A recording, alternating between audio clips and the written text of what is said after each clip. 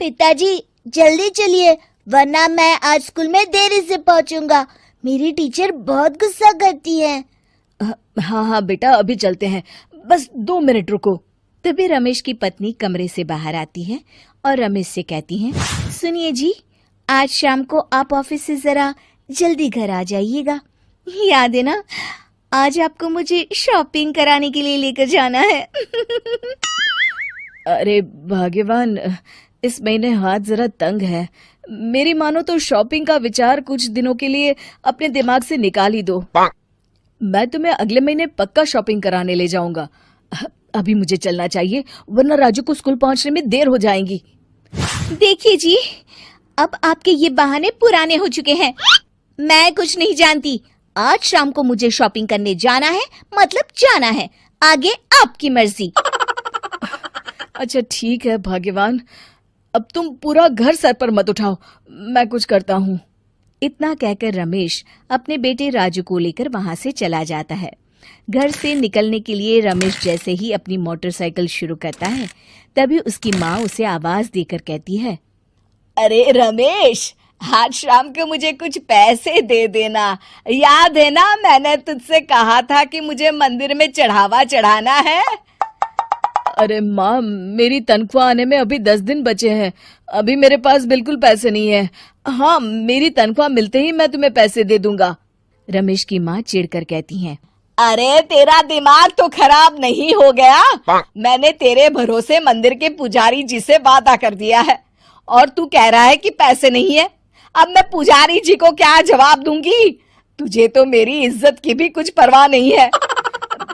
अच्छा ठीक है माँ, अब तुम गुस्सा मत करो, मैं शाम तक कुछ इंतजाम करता हूँ। इतना कहकर रमेश वहां से चला जाता है। फिर दोपहर को जब रमेश अपने दफ्तर में बैठा होता है, तब उसे अपनी पत्नी और माँ की बातें याद आती हैं।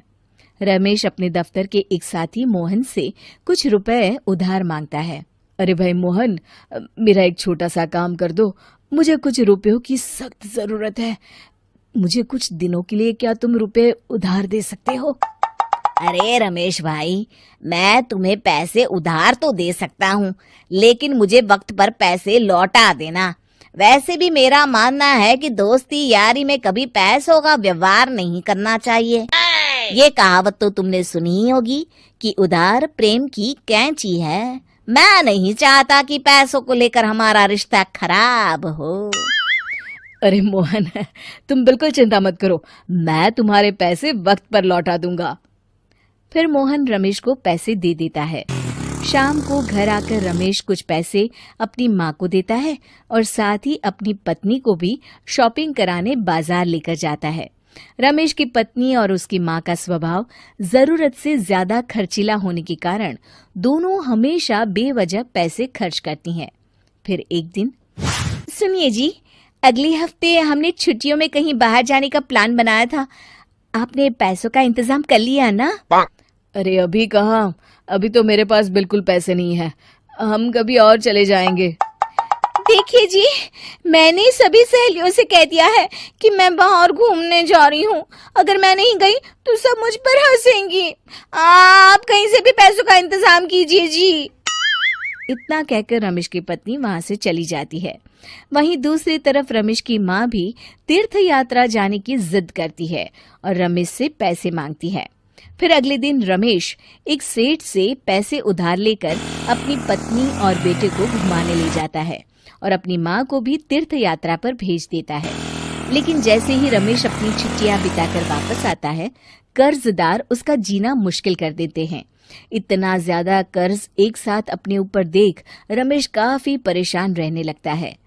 फिर एक दिन राजू की स्कूल की फीस वक्त पर न भर पाने के कारण रमेश को स्कूल में बुलाया जाता है। स्कूल के प्रिंसिपल साहब रमेश को सख्त हिदायत देते हैं कि अगर वक्त पर स्कूल की फीस नहीं भरी गई तो उनके बेटे का नाम स्कूल से काट दिया जाएगा। अपने बेटे की स्कूल की फीस भरने के लिए रमेश अपने दोस्त गिरधारी से कुछ पैसे उधार ले लेता है और स्कूल की फीस भर देता है। रमेश की माँ और उसकी पत्नी खर्चे और घर की जिम्मेदारी संभालते संभालते धीरे धीरे रमेश पूरी तरह कर्ज में डूब जाता है और तभी एक दिन दफ्तर में काम करते समय रमेश की तबीयत अचानक बिगड़ जाती है और वो बेहोश होकर गिर पड़ता है। उसे जल्दी से पास के एक अस्पताल में भर्ती कराया जाता है। रमेश के घर वालों को ये बात पता चल जाती है तो वे सभी अस्पताल पहुंचते हैं। अस्पताल के डॉक्टर साहब उन्हें बताते हैं, देखिए, देर रात तक जागने और जरूरत से ज्यादा काम करने की वजह से इन्हें चक्कर आ गया था। बेहतर यही होगा कि इन्हें कुछ दिनों के लिए पूरी तरह आराम करने दिया जाए। रमेश की हालत देखकर उसके बेटे राजू को बहुत गुस्सा आता है और वो अपनी दादी और माँ से कहता है, माँ, दादी, मैं इतना छोटा हूँ, फिर भी मैं इतना समझता हूँ कि पिताजी दिन रात दफ्तर में काम करके पैसे कमाते हैं। पिताजी अकेला पूरा घर संभालते हैं और आप दोनों अपने फिजूल के खर्चों के लिए उन पर दबाव डालते रहते हैं।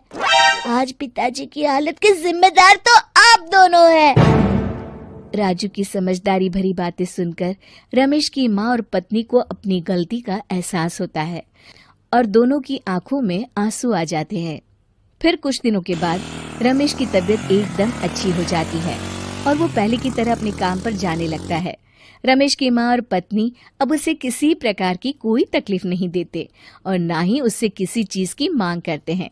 फिर देखते ही देखते रमेश अपने कर्ज के सारे पैसे चुका देता है। उसकी जिंदगी पहले की तरह अच्छी हो जाती है और वो अपने परिवार के साथ खुशी खुशी रहने लगता है।